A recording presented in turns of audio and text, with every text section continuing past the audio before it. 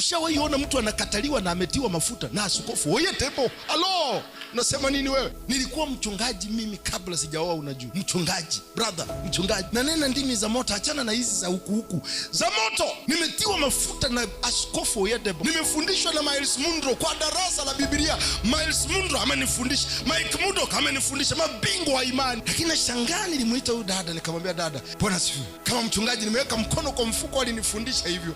Kwa njia ya mamlaka nikamwambia dada, Bwana asifiwe. Akaniambia amen. Nikamwambia nina jambo la kukuambia. Anasema mchungaji endelea. Nikamwambia Roho Mungu ananishuhudia nikuoe. Akaniambia mimi siwezi olewa kwako. Nikamwambia unamaanisha nini? Akasema siwezi olewa kwako. Nimetiwa mafuta.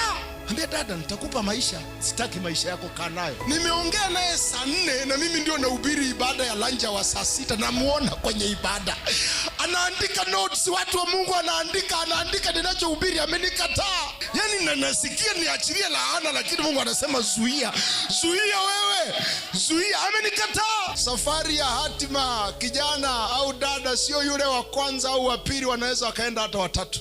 Bora tu ujitunze, usitembee naye. Umekataliwa na mdada hapo, umepotea njia kwenda nyumbani, umehama kutoka Ukerewe unaishi Kahama. Leo hii Bwana anakurejesha katika jina la Yesu.